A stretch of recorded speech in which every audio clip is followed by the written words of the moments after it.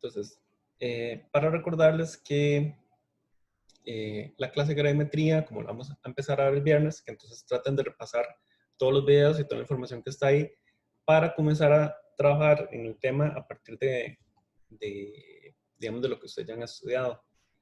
Y con eso quería también como recalcar un punto como bastante importante. Y quería para eso devolverme un poco a esta parte que tenemos acá en mediación sobre el estudio en cursos virtuales, ¿verdad? Y esos son algunos tips que se les habían dado a ustedes. Entonces, sí me llama la atención que he notado que tal vez algunos de ustedes tal vez no están repasando tal vez todos los videos, etcétera. Entonces, mi consejo para este segundo bloque sería como tratar de ir creando esa disciplina de ir trabajando desde la casa, ¿verdad? Entonces, el primer tip era establecer objetivos diarios para estudiar, ¿verdad? Entonces, organizarse como en un horario de estudio para cada materia respectiva, ¿verdad? Eso también es importante porque, de hecho, por ejemplo, en la UNED, cuando uno comienza a llevar cursos a distancia, nunca le recomiendan cuando está empezando a llevar más de 2 cursos, porque normalmente a la gente le cuesta bastante adaptarse al sistema. Entonces, no sé cuántos cursos estarán llevando la mayoría de ustedes, pero me imagino que son más de 2 cursos. Y les digo que eso en realidad es algo bastante retador desde el punto de vista de disciplina, ¿verdad? Si uno no tiene una buena disciplina de estudio, puede terminar ahí, o sea, cuando se da cuenta, termina teniendo que estudiar 16 horas diarias o no sé cuántas horas diarias, ¿verdad? 14, 12 o no sé cuántas.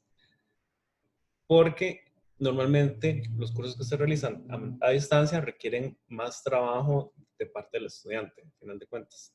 Entonces, es importante que se organicen con sus horarios de estudio y procurar tener un espacio dedicado al estudio. Digamos, por ejemplo, este curso, ustedes se suponen que tienen que dedicar 9 horas por semana a trabajar en este curso.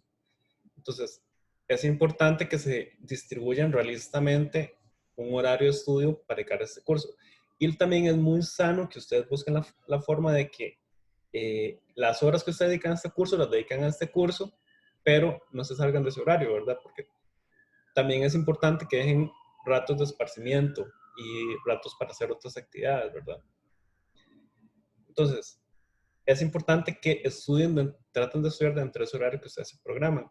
Y mi otro consejo también es, el consejo número 4, muy importante, es que tomen notas. O sea, aunque son videos y los están viendo en su casa, es muy importante que tomen notas también, aunque sean desde su casa,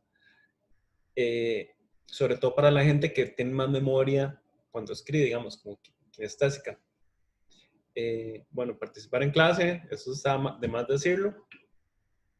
Y no tratar de hacer muchas cosas a la vez, ¿verdad? Sino que tratar de, lo que les digo, si es un horario de estudio solo para analítica, estudian solo analítica y no tratan de ponerse a estudiar como 5 materias a la vez, porque es como para volverse loco. Y entonces es muy importante que trabajen en la cuestión del descanso también, ¿verdad? Y desarrollar otras actividades, o sea, que el estudio no les consuma todo su tiempo tampoco. Y también eso es importante a la hora cuando matriculan, ¿verdad? Porque, como les digo, estos cursos normalmente son más demandantes en términos del tiempo que tienen que dedicarle ustedes en sus casas. Entonces, si ustedes ven que, no sé, con 4 cursos se están volviendo locos, entonces, no sé, el otro semestre tratan de matricular menos o no sé, o tratan de ver cómo se organizan mejor en su tiempo, ¿verdad?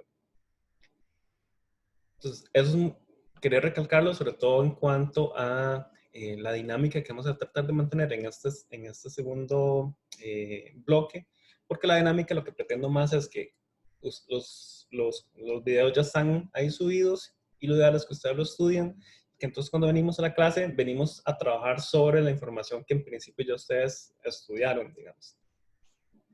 Y de esa manera podemos todos tener mayor participación también, que no sea solo yo el que estoy hablando. Eso es como un poco la idea. Entonces, con respecto a lo que queríamos que viéramos hoy, quería que repasáramos un poco los conceptos de este nuevo capítulo que estamos estudiando. Vamos a poner esto acá. Entonces, quería ver si podemos ingresar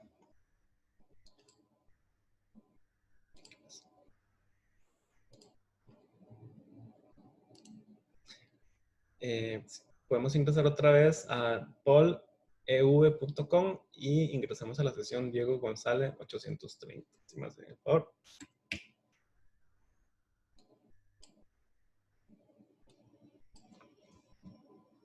Entonces, tenemos una primera pregunta que dice, la escala de pH es la misma a 25 grados centígrados que a 100 grados centígrados. Entonces, lo que quiero ver es ir repasando algunos conceptos que están en la clase de equilibrio heterogéneo. Entonces, para eso vamos a ir viendo algunas preguntas un poco generadoras para ir discutiendo un poco al respecto. La escala pH es la misma a 25 grados que a 100 grados centígrados. Entonces, ¿si es falso o verdadero?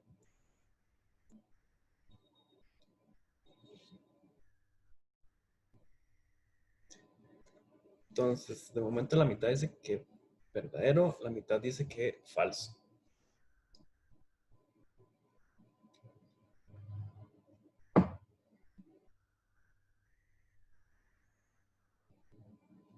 Ahora el 60% dice que es falso, el 40% dice que es verdadero.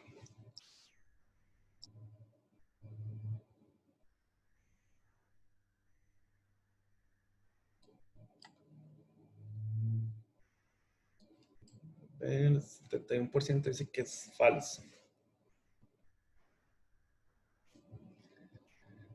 Entonces, me gustaría escuchar cuáles serían algunos de los razonamientos que tienen ustedes, por ejemplo, para decir que es falso. Tal vez alguien que haya dicho que es falso, que me diga por qué piensa que es falso.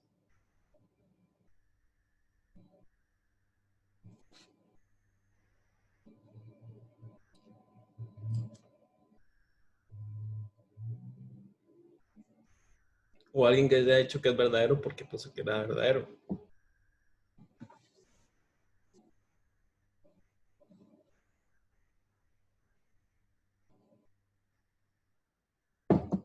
¿Qué dice? Dice, yo digo que es falso porque quizás a mayores temperaturas se puede dar como más reacciones con respecto a los valores de H más y o H menos. Ok, ok. Entonces, repasemos un momento. Para salirme acá. Okay. Repasemos un momento lo que decía la clase. Entonces, si volvemos al tema de la clase, ustedes van a ver que en esta presentación, aquí, cuando vemos la escala de pH, ¿verdad? La escala de pH se establece con respecto a la constante de disociación del agua, ¿verdad?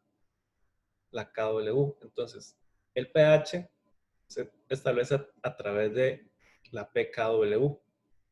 Entonces, a 25 grados, la constante es 1,0008 por 10 a la menos 14. Entonces, si usa la aproximación a temperatura ambiente de KW es 1,00 por 10 a la menos 14. Entonces, cuando yo hago menos logaritmo de esto, me va a dar 14, ¿verdad?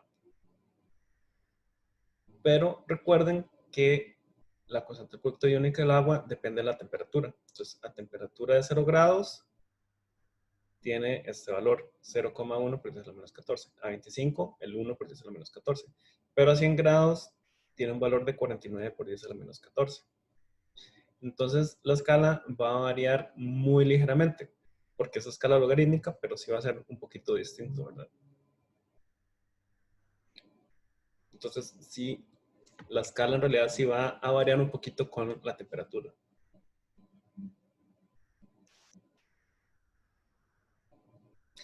Recuerden que las constantes de equilibrio van a ser dependientes de la temperatura. Entonces, va a ser de hecho uno de los factores que va a determinar. Normalmente las constantes de equilibrio son constantes, pero a una temperatura constante, ¿verdad? Si yo cambio esa temperatura, ya no va a ser la misma, va a haber una variación.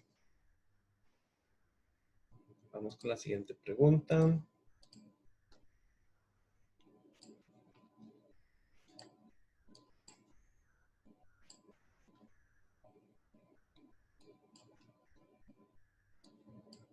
Dice, ¿Qué tanto se disuelve un compuesto? No necesariamente va a depender de la solubilidad del compuesto, la concentración del compuesto, la temperatura, el pH.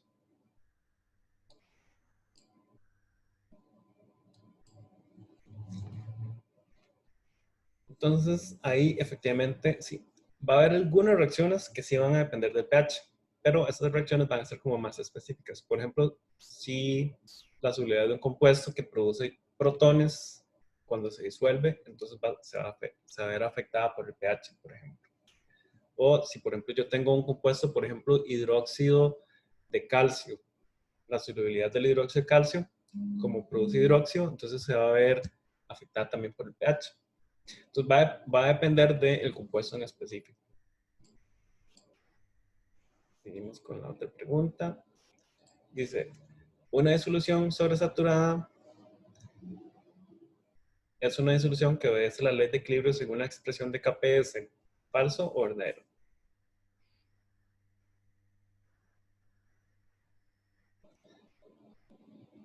Entonces, de momento todo el mundo dice que es falso.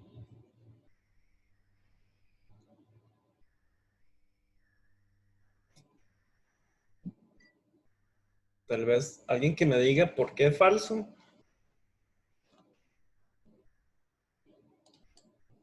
¿Por qué sería falso?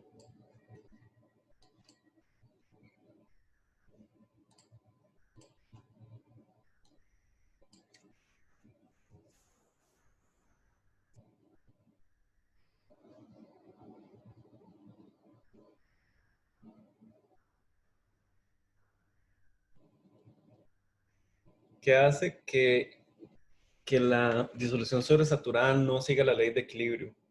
¿O a cómo se le llama a una disolución que está sobresaturada?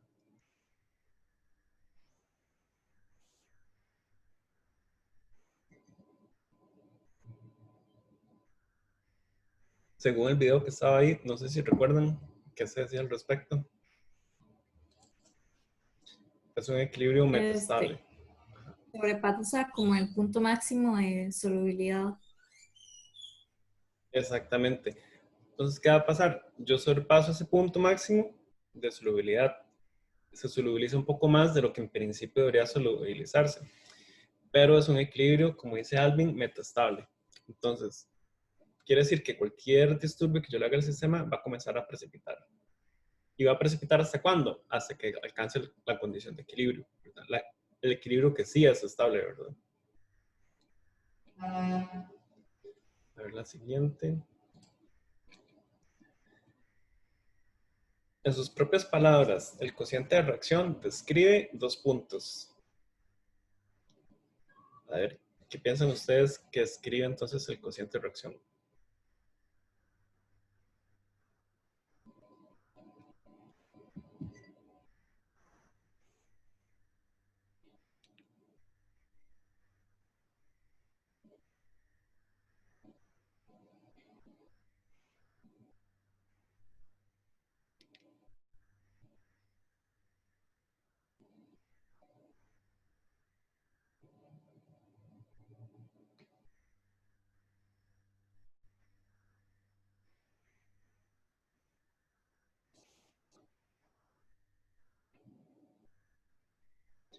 Proporción de concentraciones, dice moles de X.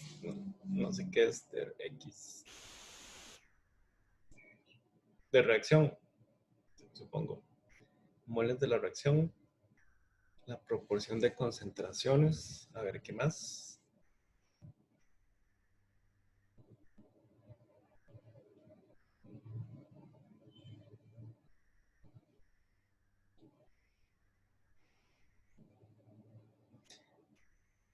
Dice, define si la reacción está desplazada hacia el sólido o hacia la disolución.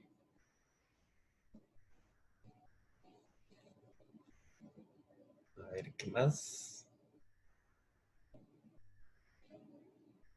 El grado de reacción. Grado de reacción.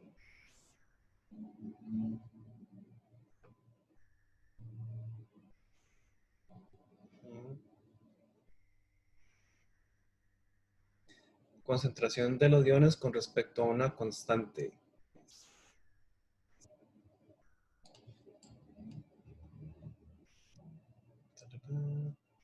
otra era. Entonces, en los moles de la reacción, hasta cierto punto, a ver si es, no sé si esto lo puedo hacer más para abajo. Pues, entonces, determina si se desplaza hacia los productos o reactivos. En cierto modo, sí, el cociente de reacción, si yo lo comparo con la constante de equilibrio, me va a decir si la reacción va a tender a desplazarse en la dirección de los productos o en la dirección de los reactivos. Entonces, definitivamente sí. Concentración de los iones con respecto a una constante. No sé exactamente a qué se refiere con concentración de los iones con respecto a una constante. O sea, sí, el cociente de reacción va a ser descrito en términos de concentración de iones, pero recuerden que también puede estar descrito en términos de presiones. Si, por ejemplo, tengo un gas, el grado de reacción,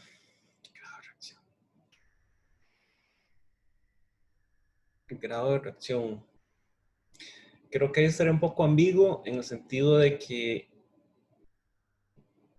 no queda también especificado exactamente a qué se refiere con grado de reacción. En la respuesta aquí se define si la reacción está desplazada hacia el sólido o hacia la disolución, ¿verdad? Recuerden que el cociente de reacción describe no solo reacciones en equilibrio heterogéneo, sino que puede ser reacciones en fase gaseosa y reacciones en fase acuosa. Entonces, no necesariamente tiene que estar relacionada con una KPS. Puede estar relacionada con un equilibrio ácido-base, puede estar relacionada con equilibrio de formación de complejos. Existen muchas otras tipos de reacciones en las que también puede haber un cociente de reacción. En la que hice proporción de concentraciones, en realidad creo que sería la más descriptiva de todas, porque en realidad al final de cuentas yo le agregaría tal vez proporción de concentraciones entre productos y reactivos, básicamente, porque eso es más o menos la definición en realidad del cociente de reacción. Y los moles de reacción, creo que no sería tanto los moles, sino más bien otra vez serían las concentraciones, ¿verdad?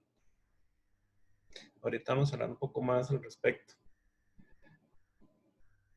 Esta es la otra pregunta que ya la tienen contestada. Cuando un sistema sólido insoluble en agua alcanza el equilibrio, se cumple que el cociente de reacción Q es igual a la KPS, exactamente. Eso sí está muy fácil.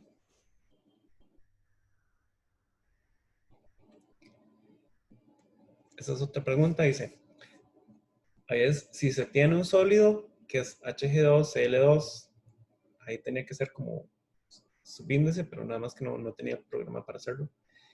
Y se solubiliza en una concentración S de hecho compuesto, el cual se disocia completamente. Entonces, ¿cuánto sería la concentración de la especie iónica de mercurio en disolución? 2S, S, 3S o S entre 2.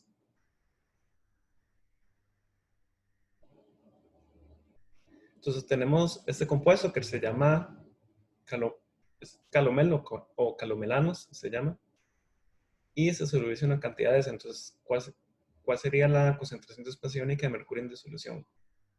Entonces, de momento la mayoría dice que sería S. Otra gente dice que S entre 2.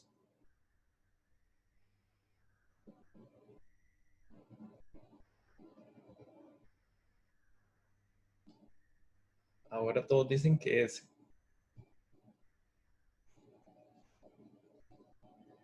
Entonces, volvamos otra vez a la clase. Entonces, si recordamos el video con respecto a los calomelanos,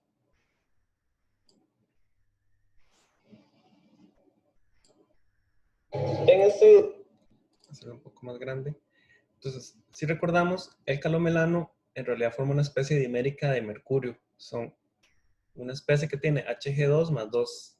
Y entonces, en realidad es como un dímero de mercurio. Entonces, si yo tengo una cantidad de este compuesto, entonces en realidad se me va a formar, vamos a poner aquí más adelante,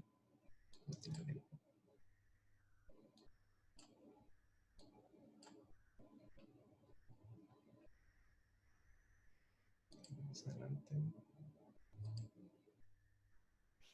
Acá, entonces, si se me solubiliza una cantidad S de este compuesto calomelano, cuando se disocia a formar esa especie dimérica de mercurio, que entonces va a formar una cantidad S también de este compuesto y me va a formar una cantidad 2S de cloruro, ¿verdad?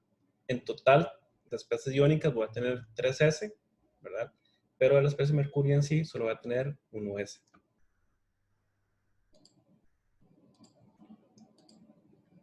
Okay. Y la última pregunta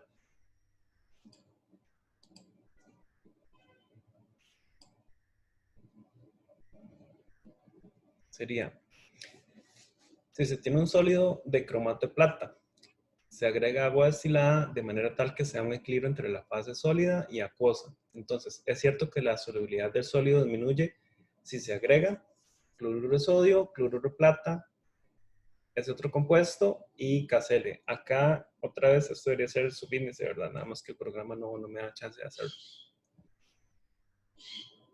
Todos dicen cloruro de plata.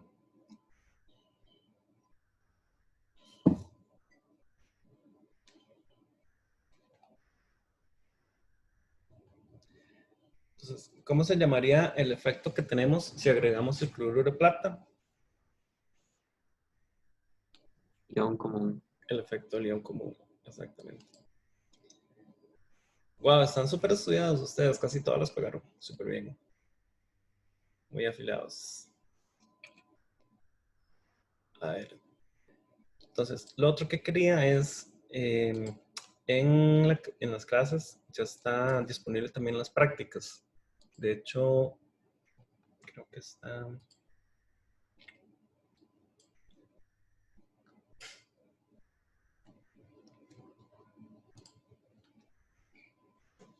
Acá está disponible la práctica de equilibrio heterogéneo y también ya se les habilitó una práctica de gravimetría. Entonces, la idea es que vayan trabajando estas dos prácticas, ¿verdad? Ojalá esta semana procuren realizar la práctica de equilibrio heterogéneo y la otra semana, digamos, el viernes la idea es que repasemos las partes más teóricas de la parte de equilibrio de gravimetría, perdón, y el martes estaríamos trabajando con partes ya más de ejercicios de gravimetría y aplicaciones, etc. Y después de eso ya vamos a comenzar a enfocarnos completamente en la parte que es de equilibrio ácido-base. Entonces, lo que quería era que revisáramos un par de conceptos y hiciéramos un ejercicio relacionado con equilibrio heterogéneo. Profe, ¿hasta dónde entra la tarea que sigue? La 4 creo que es. La tarea 4, para ver. Según el programa,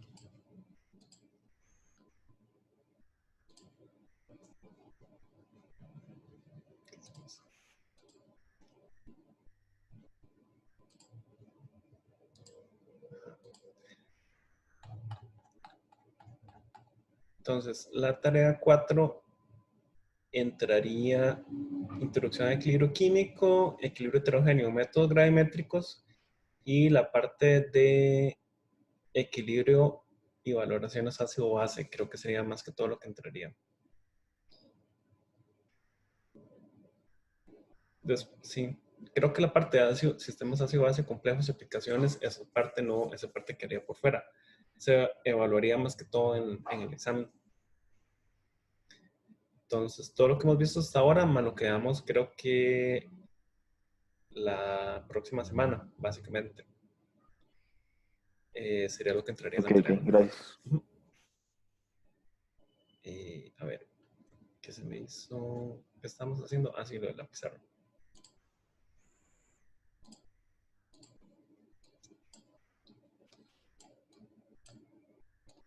Entonces, lo otro es que el cociente de reacción que estamos mencionando, ¿verdad?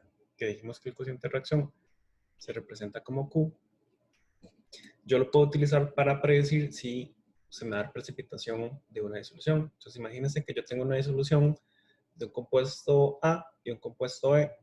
Si yo los mezclo más allá del valor de la KPS, entonces compuesto va a precipitar, ¿verdad? Y una vez que tengo ese precipitado va a establecer un equilibrio con la disolución.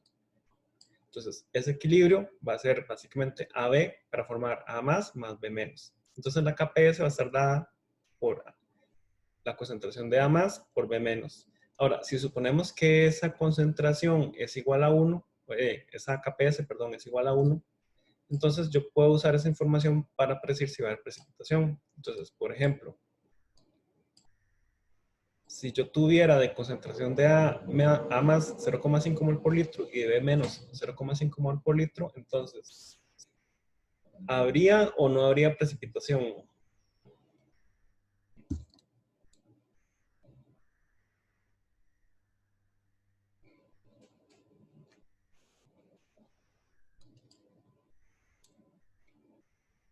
Si tengo estas concentraciones, entonces, ¿habría o no habría? Si mezclo estas dos disoluciones, ¿habría o no habría precipitación?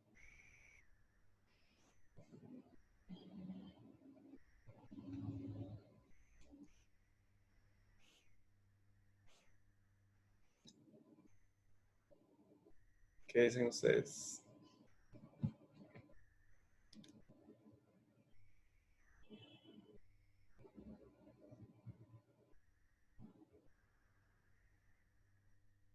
Entonces, lo primero que tengo que hacer es, entonces, recordemos que lo que me ayuda a predecir si se va a dar la reacción o no es determinar el cociente de reacción.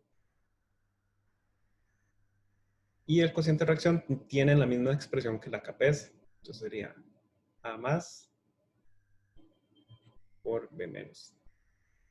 Entonces, en este caso, el cociente de reacción será igual a 0,5 multiplicado por 0,5. ¿Verdad?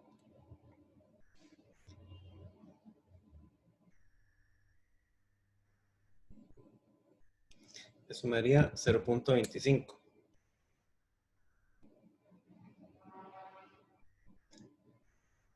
Entonces, ¿habría precipitación o no habría precipitación? No, no habría. Exactamente, no habría. Entonces, ¿por qué? Porque tengo que Q va a ser menor que el valor de la KPS. ¿Verdad? Que hemos dicho que es 1. Ahora imagínense que tenemos el siguiente caso, donde la concentración de A y la concentración de B serían ambos 1 mol por litro. Entonces, evidentemente acá Q será igual a 1 también. Entonces, ¿habría o no habría precipitación?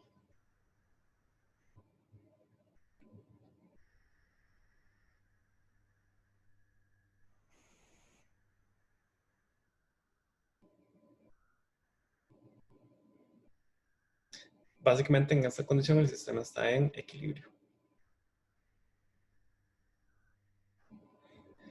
¿Qué quiere decir que el sistema está en equilibrio? Entonces, prácticamente en esa condición va a estar como formando sólido y disolviéndose, va a estar justamente en esa condición de equilibrio en donde no va a haber precipitación, pero cualquier cosa extra que yo agregue ya va a hacer que la solución precipite. A menos que por algún motivo yo logre que la disolución continúe estando sobresaturada, lo que va a pasar es que si yo estoy con la disolución en la condición de equilibrio, en realidad no va a haber precipitación, ¿verdad? No va a haber precipitación apreciable al menos. Quiere decir que entonces cualquier cantidad extra que yo agregue va a comenzar a precipitar. Y por último tenemos este caso. Entonces, en este caso, el cociente de reacción sería igual a 1 multiplicado por 2. Entonces quiere decir que Q sería igual a 2. Y entonces Q sería mayor que la KPS. Entonces, en este caso, evidentemente, a toda luz así va a haber precipitación. Entonces, esos son criterios que utilizamos en química para saber si yo voy a mezclar disoluciones y voy a tener problemas, por ejemplo, de precipitación. Yo quiero tener, por ejemplo, mediones en disolución. Por ejemplo, quiero llevar a cabo una reacción sin que precipite o alguna reacción de ese tipo. Y entonces yo puedo utilizar esto para predecir si voy a mezclar diferentes sustancias en ciertas concentraciones, si voy a tener problemas de precipitación, por ejemplo. Entonces, ¿cómo sé yo si una disolución está saturada? Que eso es otro criterio muy importante, que normalmente a nosotros siempre nos dicen, se prepara una disolución saturada de cierta sustancia. Entonces, para saber yo que tengo una disolución saturada, tengo que ser capaz de ver un sólido en el beaker. Entonces, siempre que me hablan de una disolución que está saturada, quiere decir que yo tengo un sólido en el fondo del beaker, digamos, y que entonces yo sé que mi parte acuosa va a estar también saturada de los iones, ¿verdad? Entonces, por eso es que se va a llamar que esa disolución está saturada. Entonces, si yo tengo una disolución saturada, entonces quiere decir que ya sobrepasé la KPS, ¿verdad? Y que entonces ya se formó precipitado en el fondo de mi beaker también.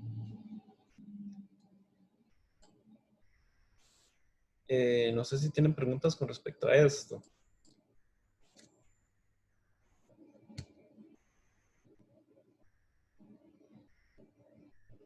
¿Alguna consulta? Ok, entonces, lo otro que quería que hiciéramos es uno de los ejercicios de la práctica. El ejercicio dice, ¿cuál es la concentración de ion fosfato en una disolución saturada de fosfato de plata? A la que se le adiciona ion plata hasta una concentración de 0,200 mol por litro en ion plata.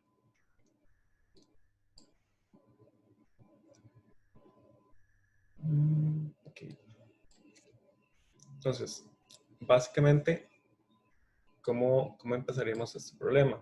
Entonces, siempre mi recomendación es que traten de trabajarlo un poco como planteo, operación, respuesta. Entonces, planteo.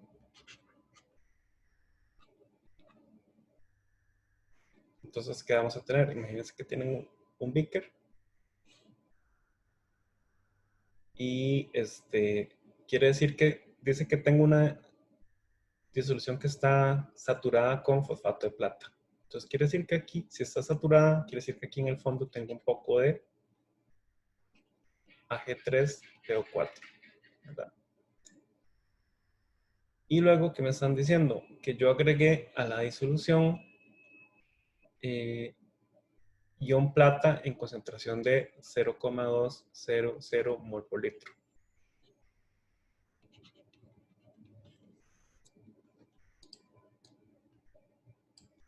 Entonces, ¿qué sería acá en este caso este ion plata? ¿Qué tipo de efecto me estaría ejerciendo sobre la disolución? Ion común. Sería un efecto del ion común. Entonces tenemos que plantearnos que el sistema, ¿verdad?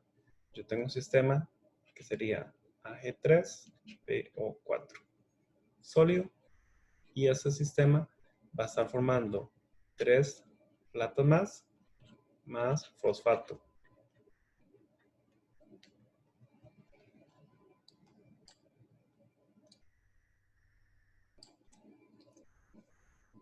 Y entonces, ¿qué va a pasar? Yo voy a tener este sistema inicialmente en equilibrio, pero lo que estoy haciendo es que le estoy agregando ion plata extra. Entonces, recordemos que vamos a decir que este compuesto, ¿verdad? Yo voy a tener como condiciones iniciales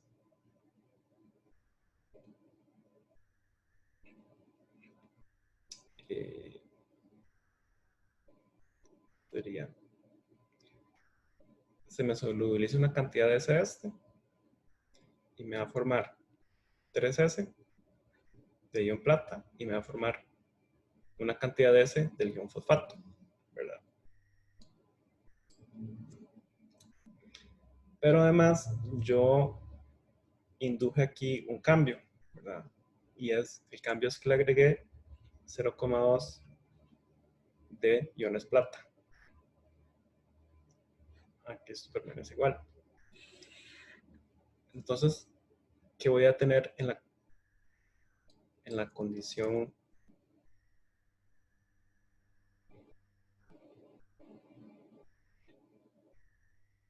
Voy a tener S, voy a tener acá 3S más 0,200 y aquí voy a tener más S.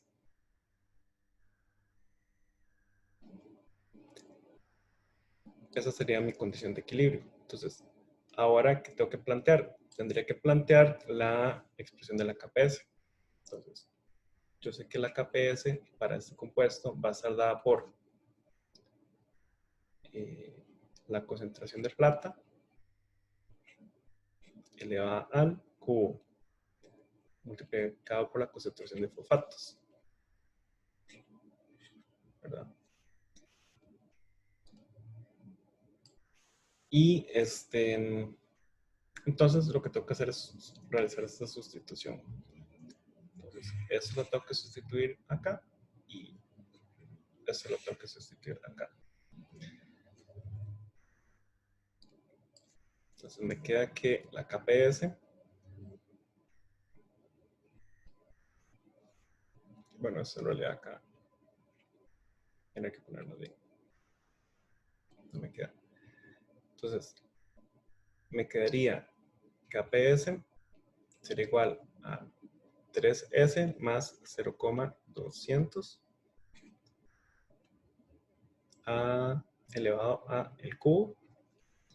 Y esto multiplicado por la concentración de fosfato, que sería S. ¿Cuánto es el valor de la KPS? Sería 2,8 por 10 a la menos 8.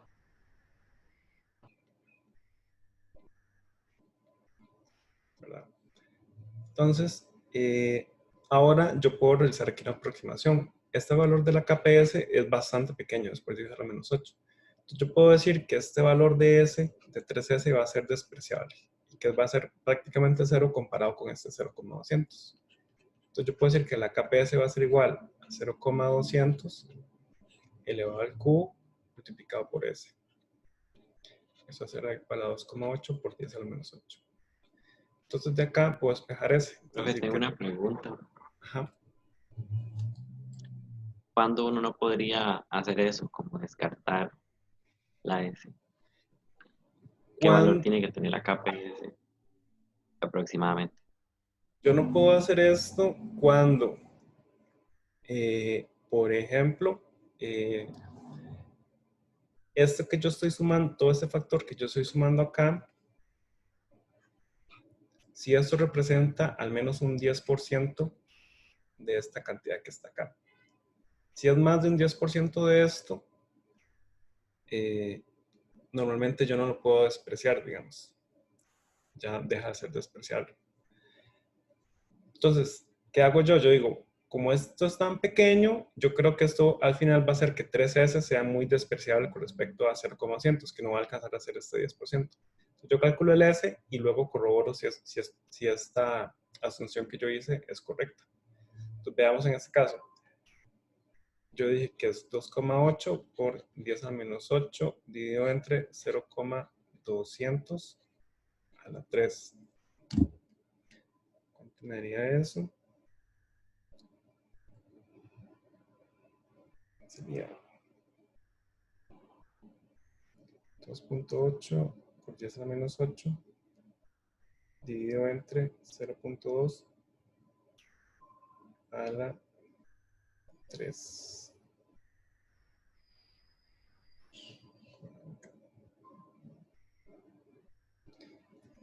Esto me da 1, 2, 3, 4.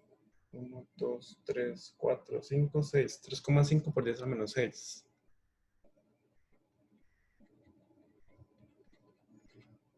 No sé si les dio eso. ¿Qué unidades tendrían?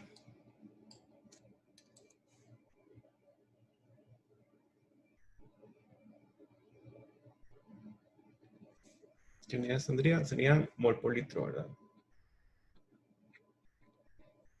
Entonces, 3,5 por 10 a la menos 6, si yo lo multiplico por 3, me va a dar como más o menos por ahí de 9 por 10 a la menos 6 o básicamente 1 por 10 a la menos 5.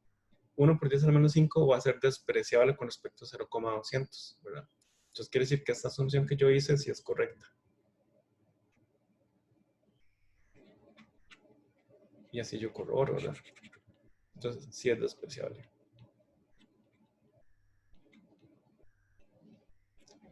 Entonces, esa sería la solubilidad con el efecto de el ion común.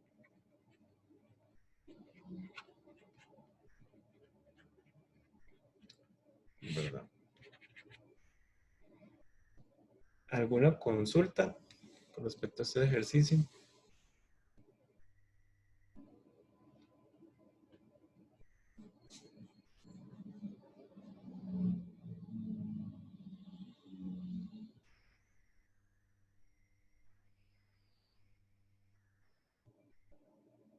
¿Dudas?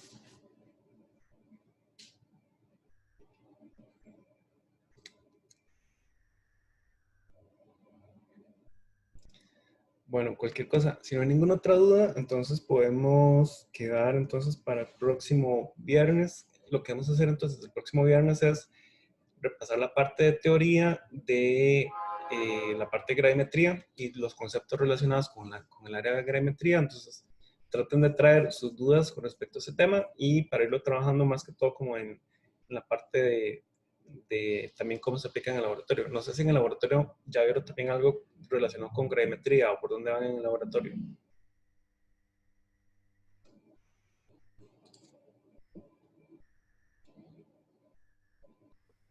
Profe, empezamos a ver Redux, creo que era. Ayer. O sea, lo de gravimetría ya lo vieron entonces, ¿o no? Creo que sí, creo que sí. Creo que es un desmadre por todos lados. Está La verdad no bien, sé sí. ni qué hago. Bueno, bueno. Entonces, Di, nos vemos el próximo viernes para la rueda de gravimetría. Entonces, quedamos hasta acá.